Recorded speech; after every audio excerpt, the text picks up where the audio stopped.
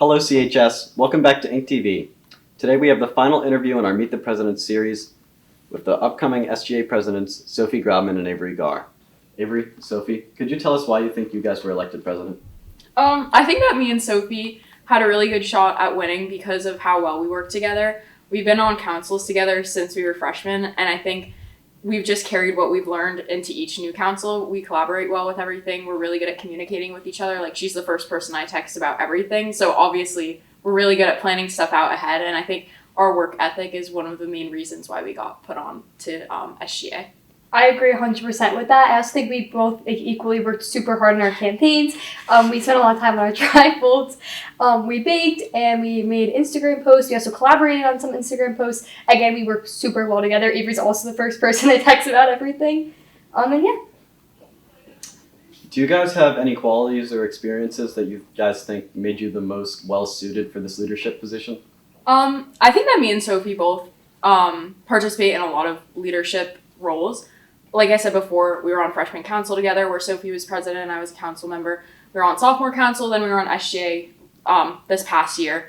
And then we were also on a lot of other councils where we show leadership, like Sofie's on skills and I'm on civics club. And then outside of school, we also do a lot of things where we're leading a group and helping communities. So I think the fact that we're involved in so much really shows that we're dedicated to helping our school grow and helping our peers feel included. I agree with that. We also do Congressman Frank Pelot's Youth Advisory Council together, where we learn a lot about like time management and like planning efficiently, which I think carries over very well into what we do. And yeah, again, we're both involved in many different extracurriculars that I guess bring leadership. Like I do theater and a lot of creating things for the shows, and Avery does rowing where she has to lead her teams. Yeah. Now, if you guys had to give any advice to any underclassmen who might be thinking of running for leadership positions as you guys have, what would you say to them? I would say the biggest piece of advice is if you want it, you have to work really hard for it, because you'd be surprised how long making a trifold takes. Like, it's the little things that really help you get those positions, like showing that you care. I mean, we saw like Max Estrada, he wore a suit for like 2 weeks straight, and that showed dedication. So you just need to show that you're dedicated, make those posters, have a really good speech. You have to show your peers that you care about them and that you want to help them and that you are the perfect candidate. So just like, if you want it, you have to make sure you're passionate about it. My advice is you have to be your true authentic self. Like, people are going to be able to tell if you're faking it, if you're just doing it for like college apps or like a resume. Like, you truly have to want it and just be yourself when running. Now, if each of you guys had to choose your favorite part about CHS, maybe an event or a club, what would that be?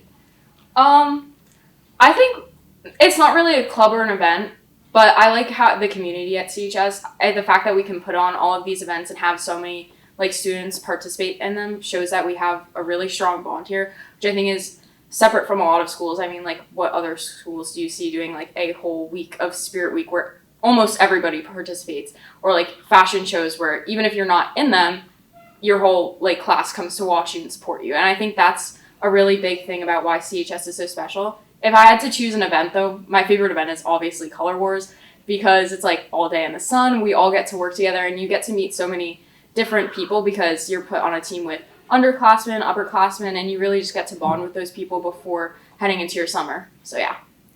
I think my favorite part about CHS is probably drama club. For a similar reason as Avery's, that we have a really nice like drama club community. And I think the fact that it's like entirely student run, I think is pretty impressive.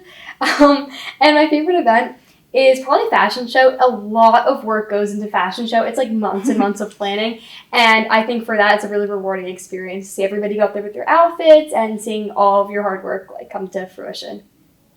Right, so as presidents of the SGA, what are you guys most hoping to do or change with this position you've been given? So me and Sofie have talked about this a lot. I think one of the biggest things we want to change is, well, for me especially, I want to change the scoring for lip sync. Being on councils before and planning for lip sync and then seeing the other side of it with SGA, it's so evident how stressed out students get over one event for Spirit Week, and it's like in spring and people will prep months ahead for it.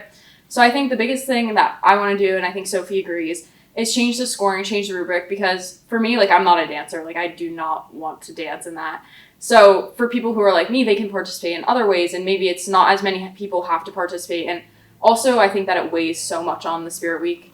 I think that we could change the points around so it doesn't have that much of a weight on it and it's just a fun activity. And then other things are like sending out surveys and just making sure everybody feels like their voices are heard. I agree with Avery. I think on another like overall view is just Spirit Week rule changes in general. Like I think some of the rubrics, like for example, Cupcake Wars, I didn't necessarily agree with 100%. And making some more like the objective, like opinion-based games a little bit more like solidified. All right. The last question we have for you here today is, why did you guys choose to be co-presidents instead of following the standard president-vice president system? I think that me and Sofie, obviously we're super close, like we're best friends. I think it's really weird to have to run against your best friend in a competition. It's like you want to support the other person, but you also want to win yourself a little bit. And I think we both wanted what was best for each other, and we knew that if we were vice president or president, like whoever was which, we were going to work the same together. So we asked Miss Morgan, who asked Miss Bonilla, like, if we both win, like we get the highest like point numbers, instead of just telling us like the points, could we just be co-presidents? They were okay with it. We were excited about it. So that's what seemed best for us. Yeah, I agree with that 100%. I mean, Avery's my best friend, and it was really going to suck if we had to run against each other. And also, we just work really well together. Like, we've been on council since our freshman year together, and, like, we agree on a lot of the same things, and we bounce ideas very well off of each other. And, like, we're also not afraid to tell the other person, like, if we don't like something, to be like, like, maybe we could tweak that. And then it comes up with something even better. Yeah. Thank you for tuning in to 6 Minutes Meet the Presidents on TV. I'm Leo Kraus, signing off.